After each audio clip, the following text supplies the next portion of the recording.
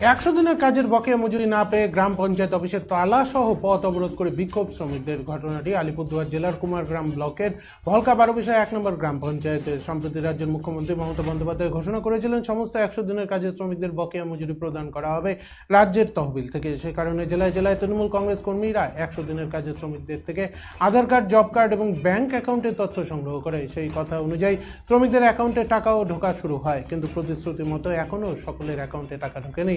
সোমবার কুমারগ্রাম ব্লকের ভলকা 12 বিষয় 1 নম্বর গ্রাম পঞ্চায়েতে 100 দিনের কাজের শ্রমিকরা গ্রাম পঞ্চায়েত অফিসে টাকা না ঢোকার কারণ জানতে গেলে অসন্তোষজনক উত্তর পেয়ে গ্রাম পঞ্চায়েত অফিসে তালা মেরে কুমারগ্রাম জোড়ায় রাজ্য সড়ক অবরোধ করে বিক্ষোভ দেখায়। তাদের দাবি, ঘটনাস্থলে যতক্ষণ ব্লকের বিডিও সাহেব উপস্থিত হবেন না ততক্ষণ অবরোধ চলবে। খবর পেয়ে ঘটনাস্থলে পৌঁছয় কুমারগ্রাম থানার অন্তর্গত 12 বিশা ফাঁড়ির পুলিশ। পরবর্তী সময়ে ঘটনাস্থলে উপস্থিত হয় কুমারগ্রাম ব্লকের যুগ্ম বিডিও সুভাষ মণ্ডল। তিনি এসে শ্রমিকদের ফের আবারও একবার নতুন করে আবেদন করতে বলেন। এরপর শ্রমিকরা অবরোধ তুলে নেয় এবং গ্রাম পঞ্চায়েত অফিসে তালা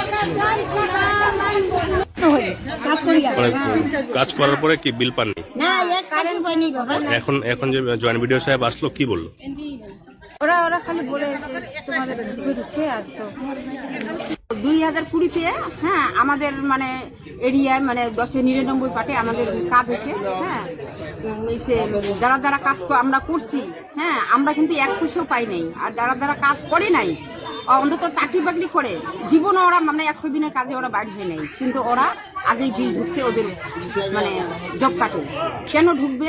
আমরা পরিশ্রম করছি, আমাদের আগে ঢুকুক, ঢুকার পরে যদি বাসে কাকে নিতে ইচ্ছা করে দেখ, এতে আমাদের কোনো আপত্তি নাই। কিন্তু যারা কোনোদিনও কাজ করে নাই ওরা টাকা পাইছে, আর আমরা কিন্তু টাকা পাই নাই। কতদিন কাজ করেছিলেন আপনারা? হ্যাঁ, কতদিন কাজ করেছেন? 28 দিন করছি। ভলকা 12 বিষয় 1 নম্বর ডিপি আমি প্রধান অনিমা রায়। প্রথমে দিদিকে শুভেচ্ছা বার্তা, দিদিকে ধন্যবাদ, আমি খুশি হব। আর 89 বুথের আগে মেম্বার ছিল, ওরা অফিসিয়ালি কোনো ওরা এসেছিল না গাফিলতি, কিন্তু যেহেতু সুপারভাইজার পঞ্চায়েত আছে অবশ্যই ওদের বিলটা করার দরকার ছিল। ওদের কাছে কোনো গাফিলতি আছে, এই জন্য এই ঘটনা। আমরা অবশ্যই এই নিয়ে বসবো।